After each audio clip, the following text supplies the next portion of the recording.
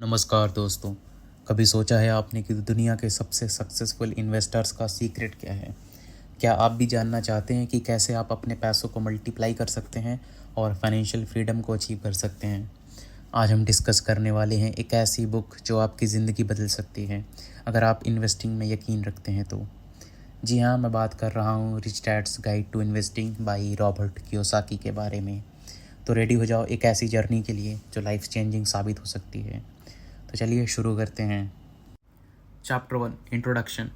Rich dad और poor dad के concept से आप ऑलरेडी फैमिलियर होंगे अगर आपने पहले कियोसाकी की बुक्स पढ़ी हैं। इस बुक में रिच डैड इन्वेस्टमेंट्स के बारे में कुछ वैल्यूएबल इंसाइट्स देते हैं जो हमें फाइनेंशियली सक्सेसफुल बनाने में मदद कर सकती हैं। कियोसाकी कहते हैं कि इन्वेस्टिंग सिर्फ पैसे के बारे में नहीं बल्कि सोचने के तरीके के बारे में है। तो चलिए शुरू करते हैं और देखते हैं कि क्या कहते हैं rich dad. Chapter 2 the mindset of an investor. Rich dad कहते हैं कि सक्सेसफुल इन्वेस्टिंग के लिए सही माइंडसेट होना बहुत ज़रूरी है। एक इन्वेस्टर को अपनी फाइनेंशियल एजुकेशन पे फोकस करना चाहिए और हमेशा नए अपॉर्चुनिटीज़ के लिए ओपन रहना चाहिए। रिच डैड हमेशा कहते हैं the more you learn the more you earn, यानी जितना ज़्यादा आप सीखेंगे उतना ज़्यादा आप अर्न करेंगे। सक्सेसफुल इन्वेस्टर्स हमेशा सीखते रहते हैं और मार्केट को क्लोजली ऑब्जर्व करते हैं। उनका बिलीव होता है कि कोई भी अपॉर्चुनिटी छोटी नहीं होती, बस आपको उसे पहचानने का तरीका आना चाहिए। Chapter 3 types of investors.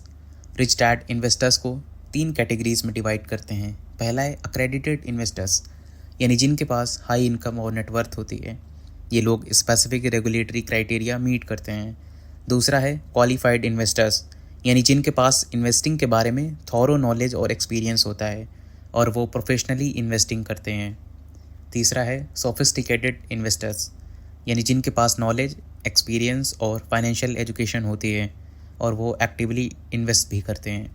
ये लोग नए अपॉर्चुनिटीज़ के लिए हमेशा अलर्ट में रहते हैं और कैलकुलेटेड रिस्क लेते हैं।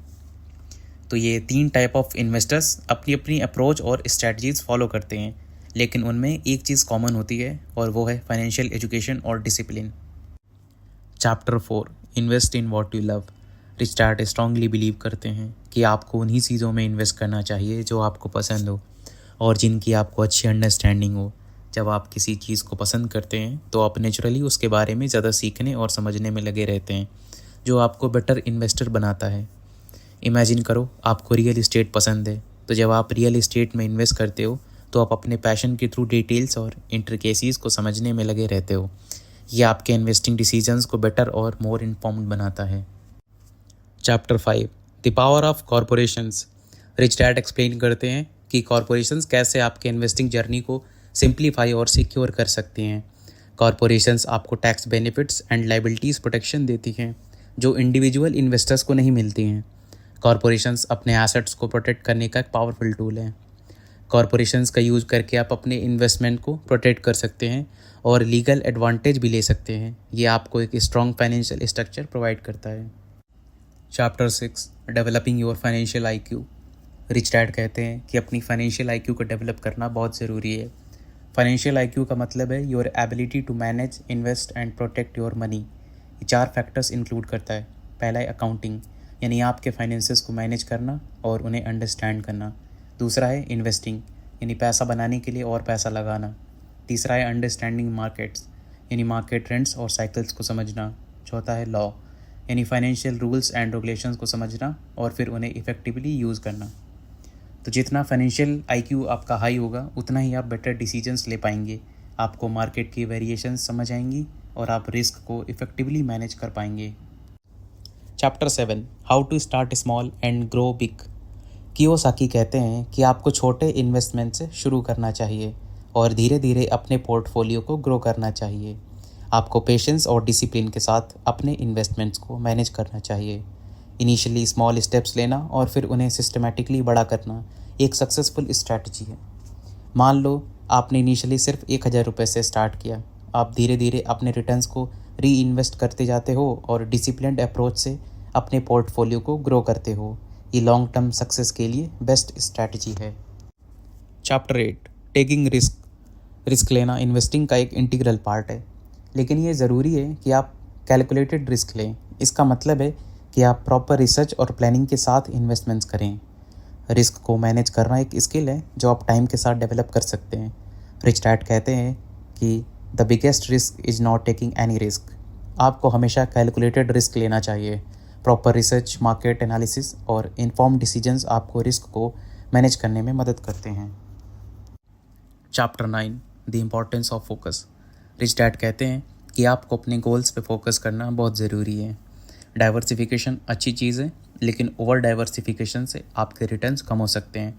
आपको अपने इन्वेस्टमेंट्स को अच्छे से मॉनिटर और मैनेज करना चाहिए। फोकस इन्वेस्टिंग का मतलब है कि आप अपने कोर स्ट्रेंथ और एक्सपर्टीज पर ध्यान दें और उसे बेस्ट यूटिलाइज करें।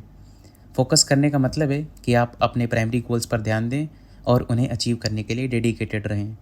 ओवर डाइवर्सिफिकेशन को अवॉइड करने से आप अपने कोर इन्वेस्टमेंट को बेटर मैनेज कर पाएंगे।